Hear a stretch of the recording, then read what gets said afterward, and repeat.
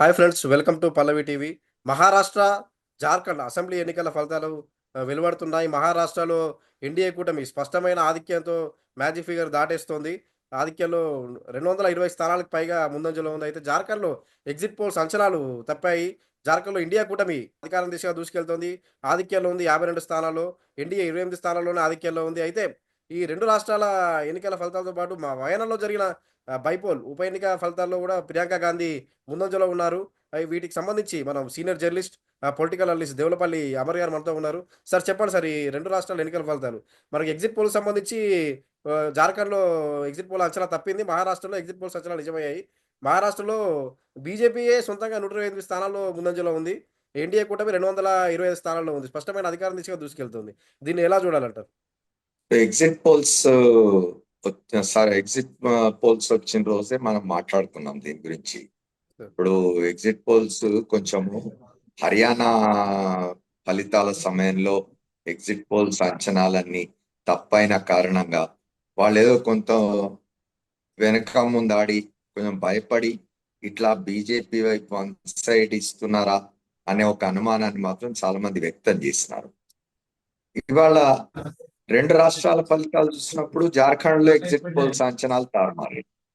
వెరాజ్ మహారాష్ట్రలో బీజేపీ కూటమి ఎగ్జిట్ పోల్స్ అంచనాలను మించి ఫలితాలు వస్తున్నాయి. అవును. నిజానికి భారతీయ జనతా పార్టీ అనూహ్యంగా అన్ని స్థానాలు గెలవడం అనేది, ఎందుకంటే ఇక్కడ ఎందుకు మనం భారతీయ జనతా పార్టీ ఇన్ని స్థానాలు గెలవడం అనూహ్యం అని అంటున్నామంటే, మహారాష్ట్రలో Shiv Sena, Nationalist Congress Party NCP ఈ రెండు కూడా బలమైన ప్రాంతీయ శక్తులు. ఈ రెండు శరద్ పవార్ నాయకత్వంలో నేషనలిస్ట్ కాంగ్రెస్ పార్టీ అనేది పుట్టినప్పటికీ దానికి నేషనల్ క్యారెక్టర్ పెద్దగా లేదు. అది మహారాష్ట్రలోనే బలమైన ప్రాంతీయ పక్షంగా ఉన్నది, ప్రాంతీయ శక్తిగా ఎదుగుతూ వచ్చింది. ఇవాళ అటువంటి ఎన్సిపి, అట్లాగే బాల్ ఠాక్రే ఏర్పాటు చేసిన ఒక బలమైన మరాఠా ప్రాంతీయ శక్తిగా ఉండిన శివసేన రెండుగా చీలింది. శివసేన లాంటి ప్రాంతీయ శక్తి రెండుగా చీలడానికి, నేషనలిస్ట్ కాంగ్రెస్ పార్టీ లాంటి ప్రాంతీయ శక్తి రెండుగా చీలడానికి కూడా భారతీయ జనతా పార్టీ కారణం. ఆ రెండింటిని చీల్చి ఆ పార్టీ, భారతీయ జనతా పార్టీ వాళ్ళ ఆ చీలిక వర్గాలతో కలుపుకొని అధికారంలోకి వచ్చి చీలిక వర్గంలో ఒకళ్ళని ముఖ్యమంత్రిని చేసుకున్నది.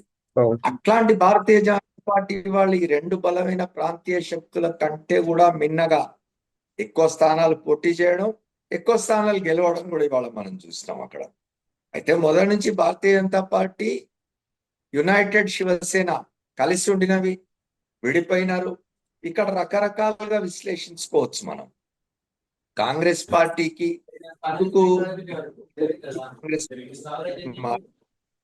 ఇటీవలే జరిగిన లోక్సభ ఎన్నికల్లో అక్కడ భారతీయ జనతా పార్టీ నాయకత్వంలోని కూటమికి వ్యతిరేకంగా కాంగ్రెస్ ఉన్న కూటమి మంచి పర్ఫార్మెన్స్ ఇచ్చింది. ఎక్కువ లోక్సభ స్థానాలు ఆ కూటమికి వచ్చింది, మహారాష్ట్ర అఘాడీ పార్టీ. అదే బీజేపీతో ఉన్న మహాయుతి పార్టీకి పెద్దగా సీట్లు రాలేదు. అసెంబ్లీకి వచ్చేసరికి ఎందుకు ఇట్లాంటి పరిస్థితి పడింది తారుమారైంది, ఫలితాలు తారుమారైంది. ఎందుకు జరిగింది అంటే, ఒకటి చెప్తున్నారు అనలిస్టులు చెప్పేది, బయట విశ్లేషకులు కానీ రాజకీయ పండితులు కానీ చెప్పేది ఏమిటంటే, కాంగ్రెస్ పార్టీ శివసేన కలిసిపోవడం, బీజేపీ శివసేన కలవడాన్ని ఎవరు పెద్దగా అంటే విచిత్రంగా చూడరు. కాంగ్రెస్ పార్టీ శివసేన కలవడం, ఎందుకంటే సైద్ధాంతికంగా పూర్తిగా రెండు భిన్న. సైద్ధాంతిక పరంగా చూసినట్టయితే నిజానికి భారతీయ జనతా పార్టీ, శివసేన ఈ రెండింటికి ఆరూప్యత ఉంది. అవి కొంచెం దగ్గరగా ఉండే ఎక్కువ అంటే మతపరమైన దీనిలో చూసిన, సిద్ధాంత పరంగా చూసినా బీజేపీ శివసేనకు ఆరూప్యత కాంగ్రెస్ కు శివసేనకు ఉండదు. అట్లాగే నేషనలిస్ట్ కాంగ్రెస్ పార్టీ పునాదులే కాంగ్రెస్ వ్యతిరేకత. అట్లాంటి కాంగ్రెస్ వ్యతిరేకత కలిగిన రెండు ప్రాంతీయ శక్తులు కొన్ని కాంగ్రెస్ జరిగింది అనేది ఒక అంచనా. భారతీయ జనతా పార్టీకి కలిసి వచ్చింది ఏమిటి అని అంటే, ఒకటి ఇమ్మీడియట్ గా ఇప్పుడు ఎన్నికలు జరిగే సమయానికి అధికారంలో ఉన్నారు. అవును. అధికారంలో ఉండడమే కాకుండా మన లోక్సభ ఎన్నికల్లో ఓటమి చవిచూసిన తర్వాత భారతీయ జనతా పార్టీ శివసేనలోని ఒక వర్గం, ఎన్సీపీలోని ఒక వర్గం కలిసి నడుపుతున్న ప్రభుత్వం, ఏక్నాథ్ షిండే ముఖ్యమంత్రిగా ఉన్న ప్రభుత్వం తెలివిగా ఏం చేసిందంటే, మాజీ లड़की బేటీ అవును. మాజీ బేటీ లड़की అని చెప్పి ఒక స్కీమ్ తీసుకొచ్చినారు. స్కీమ్ తీసుకొచ్చారు. 15,000 రూపాయలు నెలకు స్త్రీలకు ఇచ్చే ఒక పథకం. 3,000 రూపాయల అట్లాంటి పథకం. పథకం అమలు చేయడమే కాకుండా ఇప్పుడు ఈ ఎన్నికల్లో దాన్ని పెంచి 2100 చేస్తామని ప్రామిస్ కూడా చేసినారు. అవును. దీంతో మహిళలు ఎక్కువ శాతం ఈ కూటమి వైపు మొగ్గు చూపినట్టుగా కనిపిస్తుంది. ఇవాళ ఈ మహావికాస్ ఫలితాలు అకాడమీ ఇట్లా కూడా 3,000 ఇస్తామని చెప్పారు కదా సార్. అవును. మహావికాస్ అంటే అకాడమీ కూటమి కూడా 3,000 ఇస్తాం మహిళలకు అని చెప్పుకొచ్చింది. ఆ వికాస్ అగాడ్ వాళ్ళు కూడా 3,000 ఇస్తామని చెప్పినారు, కానీ అధికారంలో ఉన్న వాళ్ళు ఆల్రెడీ ఇంప్లిమెంట్ చేస్తున్నారు కాబట్టి పెంచుతారని నమ్మినట్టుగా మనకు అనిపిస్తున్నది. కాంగ్రెస్ ఓటమికి అదొకటే కాదు కారణం. ఇప్పుడు నేను ఇంతకుముందు చెప్పినట్టుగా బహుశా ప్రజలు జీర్ణించుకుని ఉన్నారు. శివసేన అయితే మరి కాంగ్రెస్ అవును. ఎన్సీపీ మీరు కలవడం ఏంటి అనే ఒక ఇది కూడా ప్రజల్లో అయితే వచ్చింది. మనకు గత ఎన్నికల్లో కూడా మహావికాస్ అకాడమీ కూటమి కాంగ్రెస్, ఉద్ధవ్ ఠాక్రే ఆధ్వర్యంలో కాంగ్రెస్, ఎన్సీపీ శరద్ పవార్ ఆధ్వర్యంలోని కాంగ్రెస్ గత అసెంబ్లీ ఎన్నికలు గెలిచాయి కదా మహారాష్ట్రలో. ఈ గెలిచిన తర్వాతనే ఈ శివసేన నుంచి వీళ్ళు విడిపోయారు. అంటే అప్పుడు నమ్మారుగా జనం 3 పార్టీలను. గత అసెంబ్లీ ఎన్నికల్లో ఫస్ట్ ఉద్ధవ్ ఠాక్రే వాళ్ళ ఆధ్వర్యంలో శివసేన మా కాంగ్రెస్ ఈ కూటమి గెలిచిన తర్వాత మళ్ళీ ఇప్పుడు ఏకనాథ్ షిండే వర్గం నుంచి చీలిక తీసుకొచ్చి ఏకనాథ్ షిండేని ముఖ్యమంత్రి చేశారు కదా. కానీ ఈసారి మహావికాస్ అఘాడీ కూటమికి ఎందుకు ఎదురు దెబ్బ తగిలింది? అంటే సైద్ధాంతిక పరంగా 2 పార్టీలు ఇప్పుడు శివసేన, మహావి కాంగ్రెస్ వేరు వేరైనా కానీ గత ఎన్నికల్లో పోటీ చేస్తే గెలిచాయి కదా. మహావికాస్ అఘాడీ ఓటమికి నేను కారణాలు చెప్తున్నాను. ఒక కారణం ఇది అయి ఉండొచ్చు. సార్ మా కాంగ్రెస్ అప్పుడు కూడా కాంగ్రెస్ శివసేన కలిసిపోవడానికి పెద్దగా గెలిచినప్పటికీ ప్రజలు ఇచ్చేసుకోలేదు. తర్వాత కాలంలో చాలా తక్కువ కాలంలో చీలిపోవడం జరిగింది. ఇప్పుడు ఇంకో కారణం ఏం చెప్తున్నారంటే, లోక్సభ ఎన్నికల్లో మంచి ఫలితాలు సాధించి మహావికాస్ అఘాడీ అసెంబ్లీకి వచ్చేసరికి ఎందుకు చతికిలబడింది అనే దానికి ఇంకో కారణం కూడా చెప్తున్నారు. ఏమిటి అంటే, లోక్సభ ఎన్నికల్లో ఎంతైతే సీరియస్ గా మహారాష్ట్ర మీద దృష్టి పెట్టినారో కాంగ్రెస్ నాయకత్వం, ముఖ్యంగా రాహుల్ గాంధీ, ఈ ఎన్నికలకు వచ్చేసరికి ఆయన పట్టించుకోలేదు, ఆయన సరైన ప్రచారం చేయలేదు, సరిగ్గా వీటిని సీరియస్ గా తీసుకొని కారణంగా కూడా ఓడిపోయినారు అనే ఇంకో కారణం కూడా చెప్తున్నారు. ఇట్లా రకరకాల కారణాలు, 1, 2, 3 కారణాలు మనం ఇప్పటికి మాట్లాడుకున్నాం.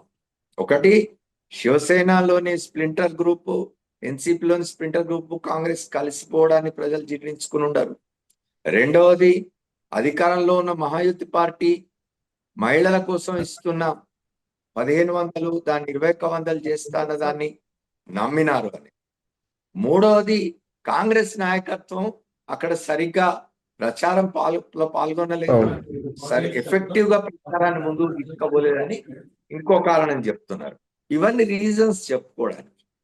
జార్ఖండ్ విషయానికి వద్దాం ఎప్పుడైనా కూడా ఒకటి సార్. చెప్పండి. జార్ఖండ్ విషయానికి వద్దాం. జార్ఖండ్ లో సంచలనాలు తప్పాయి. అంటే ఇండియా కూటమి 52 స్థానాలకు పైగా ఆధిక్యంలో ఉంది. ఎన్డీఏ 28 స్థానాలకు దగ్గరలో ఉంది.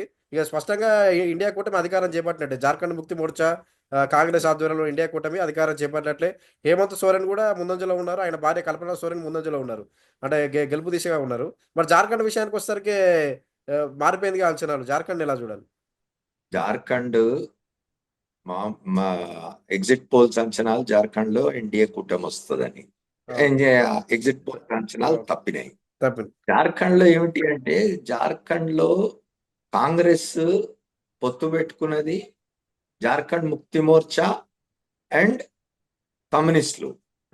జార్ఖండ్ ముక్తి మోర్చా అనేది భూమిపుత్రులు వాళ్ళు.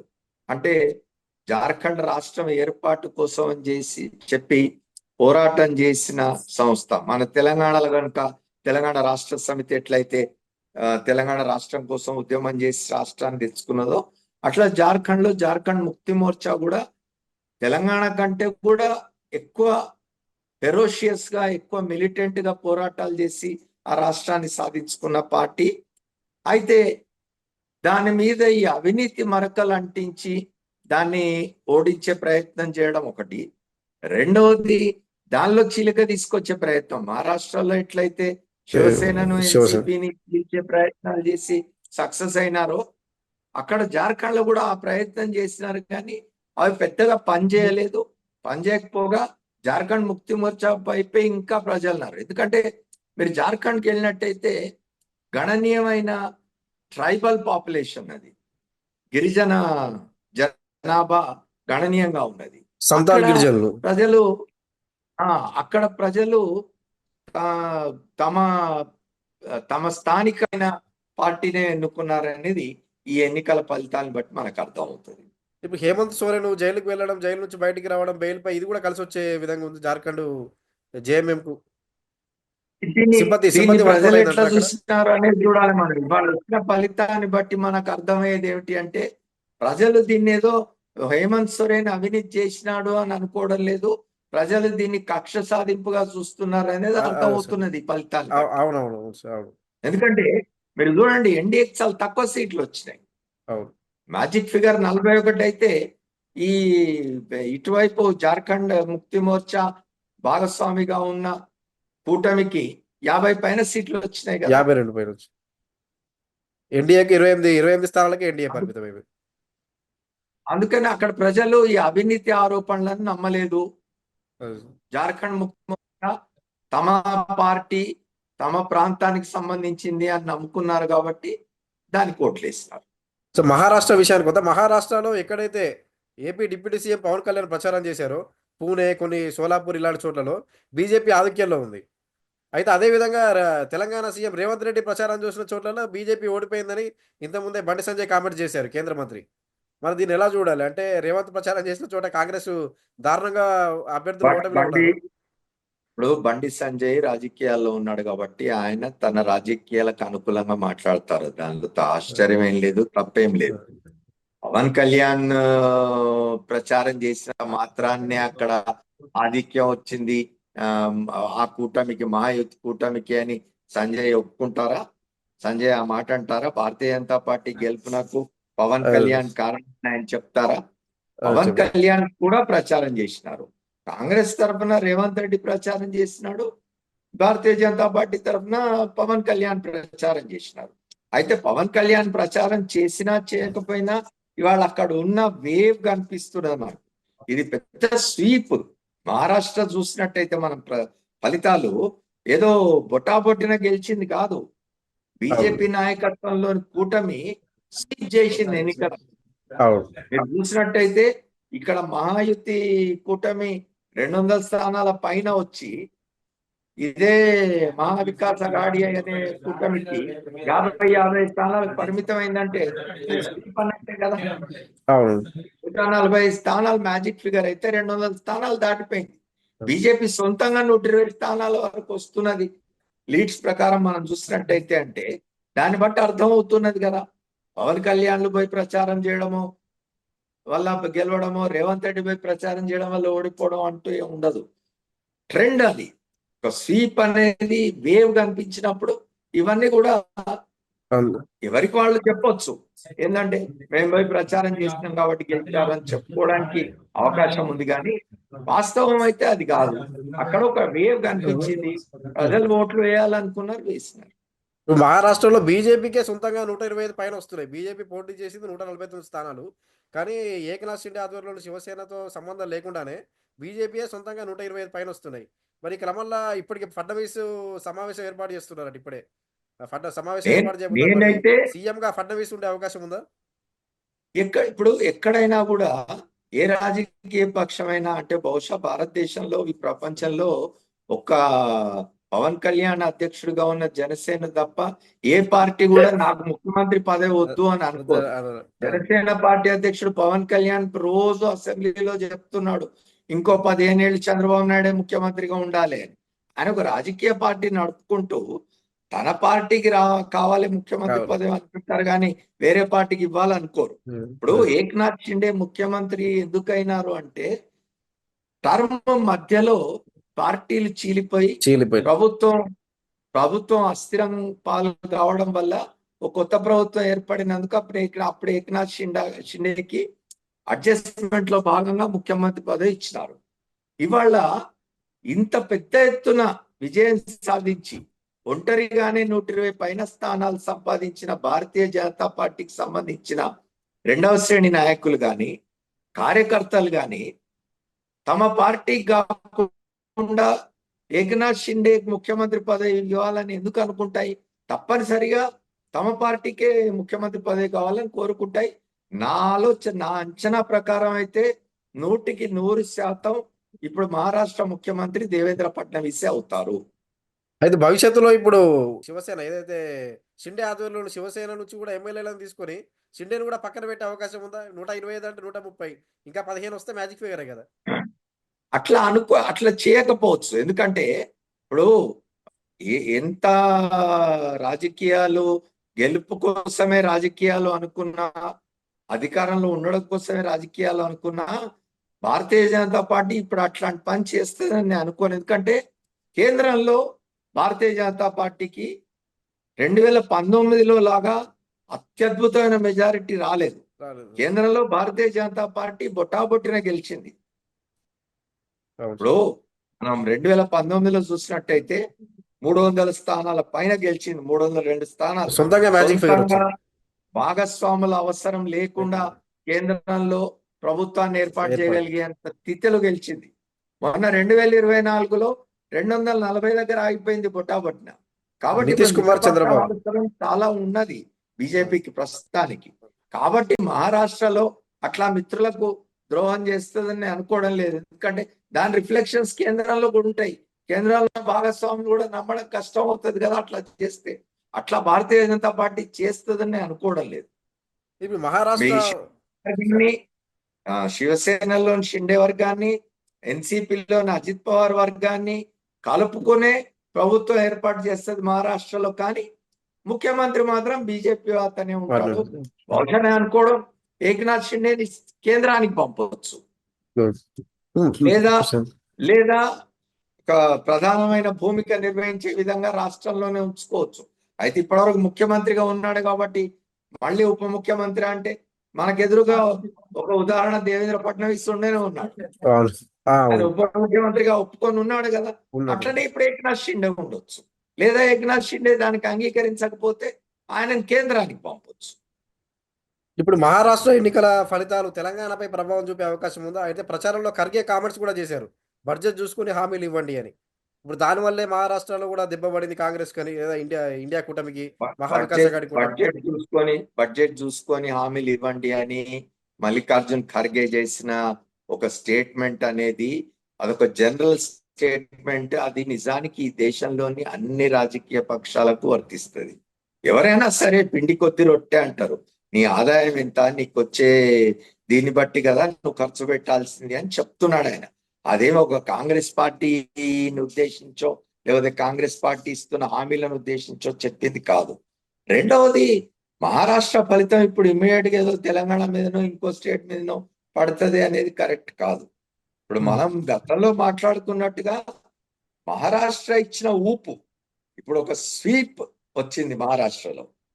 బీజేపీకి ఒక కొత్త ఉత్సాహాన్ని తీసుకొచ్చింది. అంటే మొన్నటి లోక్సభ ఎన్నికల్లో కొంచెం ఏ మేరకు కొంచెం డల్ అయిన బీజేపీ ఇప్పుడు అద్భుతమైన హర్యానా తర్వాత ఇప్పుడు మహారాష్ట్ర, ఈ రెండు కూడా ఒక కొత్త ఉత్సాహాన్ని, కొత్త ఊపుని భారతీయ జనతా పార్టీకి ఇచ్చినాయి. కాబట్టి ఈ ఊపులో బహుశా నేను అనుకోవడం వన్ నేషన్ వన్ ఎలక్షన్ అనే దాన్ని మరింత వేగవంతం చేస్తారేమో అని నాకున్నది. అది ఎంతవరకు సాధ్యం చెప్పలేము. వేగవంతం చేసి 2027లోనో ఈ వేడి చల్లారక ముందే లోక్సభకు మళ్ళీ ఎలక్షన్లు, దేశంలోని అన్ని రాష్ట్రాలకు శాసనసభలకు మళ్ళీ ఎలక్షన్లకు వెళ్ళే ఆలోచన ఏమన్నా కేంద్రంలో నాయకత్వం చేస్తుందేమో అని నాకు అనిపిస్తూ ఉన్నది. ఇప్పుడు ఒకసారి వయనాడు దగ్గరకు వద్దాం. వయనాడు బైపోలో ప్రియాంక గాంధీ ఏకంగా 2,99,000 ఆధిక్యంలో ఉన్నారు. ప్రియాంక గాంధీ. బీజేపీ మొత్తానికి మూడో ప్లేస్‌లోకి వెళ్ళిపోయింది. అంటే కనీస పోటీ కూడా ఇవ్వలేకపోయింది. దీన్నెలా చూడాలి మనం? ఇప్పుడు తెలంగాణలో భారత రాష్ట్ర సమితి పూర్తిగా చతికిలబడిపోయి ఒక దశలో బీజేపీకి సరెండర్ అయిపోయినారు దాని క్యాండిడేట్స్ అనే ఒక ప్రచారం జరిగింది. అది ఎంతవరకు నిజమో పక్కన పెడితే టిఆర్ఎస్ పూర్తిగా చతికిలబడిపోయిన కారణంగా తెలంగాణలో ఆ గ్యాప్ ఫిలప్ చేస్తూ బీజేపీకి 8 సీట్లు వచ్చినాయి కాంగ్రెస్ తో ఆ! సమానంగా.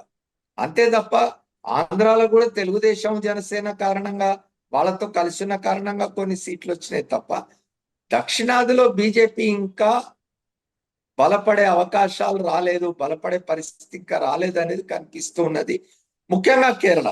కేరళ ఎందుకు మాట్లాడుకోవాలంటే కేరళ మొదటి నుంచి కూడా ఎక్కువ వామపక్షాల వైపు ఉన్నది. కేరళ ప్రజలు మొదటి నుంచి కూడా left and communist. Democratic front ను గెలిపిస్తూ వచ్చినారు. వామపక్ష ప్రజాస్వామ్య ఫ్రంట్ ను గెలిపిస్తూ వచ్చినారు కాబట్టి అక్కడ ఇప్పుడు అప్పుడే బీజేపీకి లోక్సభలో స్థానాలు వచ్చే పరిస్థితి లేదు. రెండవది గాంధీ ఫ్యామిలీ నుంచి పోయిన రాహుల్ గాంధీ గెలిచి వదిలేసిన సీట్కి ఆయన సోదరి ప్రియాంక వెళ్ళింది. అక్కడ సిపిఎం రెండవ స్థానంలో ఉన్నది నిజానికి. అవును. సిపిఎం అక్కడ కేరళ రాష్ట్రంలో వామపక్షాలు, అందులో ముఖ్యంగా సిపిఎం పార్టీ బలంగా ఉన్న పార్టీ. అక్కడ అధికారంలో ఉన్నది కూడా సిపిఎం సిపిఎం నాయకత్వంలో పార్టీ. లెఫ్ట్ దాని పార్టీ. ముఖ్యమంత్రి కూడా సిపిఎం నాయకుడు పినరయ్ విజయన్. పినరయి విజయన్. అయినా అది రెండవ స్థానంలోకి పోయి కాంగ్రెస్ గెలిచింది. అంటే దక్షిణాదిలో కాంగ్రెస్ పట్ల ఇంకా ప్రజల్లో అభిమానం చాలా ఉన్నది అనేది స్పష్టంగా అర్థమవుతూ ఉన్నది. యెస్. మరి ఇప్పుడు మహారాష్ట్ర, జార్ఖండ్ ఫలితాలు అంటే దేశ రాజకీయాల్లో అంటే ఎటువంటి ప్రభావం? అంటే ఇప్పుడు 2 సమానంగా గెలిచినట్టే. అంటే ఎగ్జిట్ పోల్స్ అంచనా ప్రకారం తప్పినా గాని మహారాష్ట్ర అంటే ఒక పెద్ద రాష్ట్రంలో బీజేపీ, జార్ఖండ్‌లో ఇండియా కూటమి. అంటే 2 రెండిటి పరంగా కూడా కేంద్రంలో ఇప్పుడు ఎలాంటి అంటే దేశం జార్ఖండ్ లో ఇండియా కూటమి గెలవడం అనేది వాళ్ళకు కొంత ఊరట అన్నట్టే, ఉపశమనం అని అనుకోవాలి. అవును. ఇప్పుడు వాళ్ళు అయ్యో అని హర్యానా బాయ్, ఇప్పుడు మహారాష్ట్ర బాయ్, జార్ఖండ్ బాయ్ ఎట్లా అని చతికిలబడిపోకుండా కొంత ఊపును నిలబెట్టే విధంగా, కొంత ఊరట ఇచ్చే విధంగానే జార్ఖండ్ ఫలితం వచ్చింది. నేను ఇంతకుముందు చెప్పినట్టుగా మహారాష్ట్రలో వచ్చిన చాలా అంటే బహుశా నేను అనుకోవడం బీజేపీ దాని మిత్రపక్షాలు కూడా ఊహించి ఉండవు ఇట్లాంటి ఫలితాన్ని. అవును. అట్లాంటి ఫలితం కారణంగా తప్పనిసరిగా ఇప్పుడు కొంచెం కేంద్రంలోని బీజేపీ నాయకత్వంలోని ఎన్డీఏ ప్రభుత్వం ఇంకొంచెం స్పీడ్ పెంచవచ్చు. తను చేయాలనుకుంటున్న పనులను మరింత వేగవంతం చేయొచ్చు. అందులో ప్రధానమైంది మనం మాట్లాడుకుంటున్నట్టు జమిలి ఎన్నికలు. జమిలి ఎన్నికలకు వెళ్లేందుకు అవసరమైన ఏర్పాట్లను కొంచెం చురుగ్గా చేసే ప్రయత్నం చేయవచ్చు. ఇప్పుడు తెలంగాణలో బీఆర్ఎస్‌లో ఏమన్నా జోష్ కనిపించే అవకాశం ఉందా? అంటే కాంగ్రెస్ అంటే ఇండియా కూటమి అక్కడ అదైపోయి జార్ఖండ్‌లో బీజేపీలోని ఎన్డీఏ కూటమి అదైంది కాబట్టి తెలంగాణలో ప్రాంతీయ శక్తిగా బీఆర్ఎస్ మళ్ళీ అంటే ఆ 2 ఎన్నికలను చూపించి బీఆర్ఎస్ ఏమన్నా ముందుకొచ్చే అవకాశం ఉందా? బీఆర్ఎస్ మహారాష్ట్రలో బీజేపీ గెలిచిందనో, జార్ఖండ్ లో కాంగ్రెస్ గెలిచిందనో, ఇంకో చోట ఇంకోళ్ళు ఓడారనో బీఆర్ఎస్ ఊపు రాదండి. బీఆర్ఎస్ 9 సంవత్సరాల పైన పరిపాలన చేసి ఆ 9.5 సంవత్సరాల్లో జరిగిన తప్పుల కారణంగా, పొరపాట్ల కారణంగా అధికారం కోల్పోయింది. ఇప్పుడు మళ్ళీ ప్రజాక్షేత్రంలోకి పోయి అప్పుడు జరిగిన తప్పుల్ని రివ్యూ చేసుకొని ప్రజల ముందుకు పోయి ఇగో మా వల్ల ఇట్లాంటి తప్పులు జరిగినవి, ఈ తప్పులు మళ్ళీ రిపీట్ కాకుండా ఉంటవి అని చెప్పి ప్రజలకు ఆశ్వాసం ఇచ్చి, ప్రజలకు ఆ విశ్వాసాన్ని కల్పించి గనక ప్రజల్లోకి పోయి వచ్చే 4 సంవత్సరాలు ఉన్నది. ఇప్పటికీ ఇక్కడ కాంగ్రెస్ ప్రభుత్వం వచ్చి సంవత్సరం అవుతుంది. రేపు డిసెంబర్ 7వ తారీఖు వస్తే సంవత్సరం ఏడాది పూర్తవుతుంది అవును. అధికారంలోకి వచ్చి. ఇంకో 4 ఏళ్ళు మిగిలి ఉన్నది.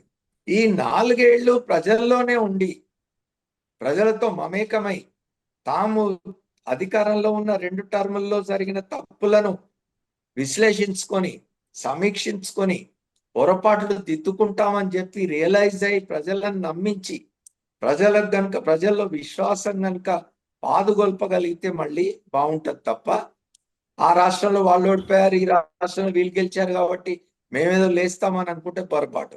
ఇప్పటికి ఇంకా సంవత్సరం అవుతూ ఉన్నది. ఇవాళ భారత రాష్ట్ర సమితి అంటే చంద్రశేఖరరావు, భారత రాష్ట్ర సమితి అంటే కేటీఆర్ హరీష్ కాదు. కేటీఆర్ హరీష్ వచ్చి బయట మాట్లాడుతూ ఉన్నారు, తిరుగుతూ ఉన్నారు, యాక్టివ్గా ఉన్నారు. దాన్నే మనం కాదనడానికి లేదు, తప్పట్టడానికి లేదు. వాళ్ళు చేయాల్సిన మేరకు వాళ్ళు పనిచేస్తూ ఉన్నారు. కానీ అసలు నాయకుడు ఎక్కడున్నాడు? ఆయన కదా జనంలోకి రావాల్సింది. అవును సార్. నిజానికి ఇవాళ తెలంగాణ ఉద్యమం నడిచిన 2001లో తెలంగాణ రాష్ట్ర సమితి స్థాపించిన దగ్గర నుంచి తెలంగాణ రాష్ట్రం ఏర్పడే వరకు కూడా చంద్రశేఖరరావు నాయకత్వం వల్ల కదా జరిగింది. ఇవాళ ఆయనే లేడు, ఆయనే బయటికి రావడం లేదు. ఆయన ఎప్పుడు వస్తాడో తెలియదు, అసలు వస్తాడా రాడా తెలియదు. ఇట్లాంటి ఒక సందిగ్ధ పరిస్థితిలో ఒక ఏమంటారు ప్రజలలో ఈ పార్టీ మాకు నాయకత్వం వహించగలదు మళ్ళీ అని ప్రజల అవును పక్కన ప్రజలు పెట్టండి. అవును అవును. పార్టీ కాడర్లో, ఆ పార్టీ రెండవ శ్రేణి నాయకత్వంలో ఆ కాన్ఫిడెన్స్ క్రియేట్ కావాలి అంటే కేసీఆర్ బయటకు రావాలి, కేసీఆర్ అసెంబ్లీకి పోవాలి. ఎందుకు ఇప్పుడు రాజకీయాల్లో ఒకసారి ఓడిపోతారు, ఒకసారి గెలుస్తారు. రాజకీయ పార్టీలు ఓటమి గెలుపులు అనే వాటిని చాలా స్పోర్టివ్ గా తీసుకోవాలి. తీసుకొని ఓడిపోయినంత మాత్రాన నేను శాసనసభకు వెళ్ళాను, ముఖ్యమంత్రిగా ఉంటేనే వెళ్తాను అనేది సరైనది కాదు. ఆయన శాసనసభకు వెళ్ళాలి, సమస్యల మీద మాట్లాడాలి, అది ప్రభుత్వాన్ని నిలదీయాలి, ప్రజల్లోకి వెళ్ళి ప్రభుత్వంలో జరిగే పొరపాట్లు ఉంటే చెప్పాలి. ఇట్లా ఉండాలి. కానీ అసలే మేము బయటికి రాము, మళ్ళీ ఎన్నికలు వచ్చినప్పుడు వచ్చి ఇప్పుడు ఒక థియరీ ఎట్లుంటదంటే, ఇప్పుడు ఎందుకు మన ఎనర్జీస్, మన రిసోర్సెస్ వేస్ట్ చేసుకోవడం, ఎన్నికలప్పుడు ఎన్నికలు ఎన్నికలప్పుడు వెళ్దాం అనుకుంటున్నాం. అని అనుకుంటే అప్పటికి జరగాల్సిన డ్యామేజ్ జరిగిపోతుంది. కాబట్టి ఇవాళ బిఆర్ఎస్ భవిష్యత్ అనేది బిఆర్ఎస్ మీద ఆధారపడి ఉంటుంది. ఇది జార్ఖండ్, మహారాష్ట్ర ఎన్నికలకు సంబంధించి సీనియర్ జర్నలిస్ట్ అమర్ గారు ఇచ్చిన విశ్లేషణ. Thank you sir. Thank you. Thank you sir. Thank you.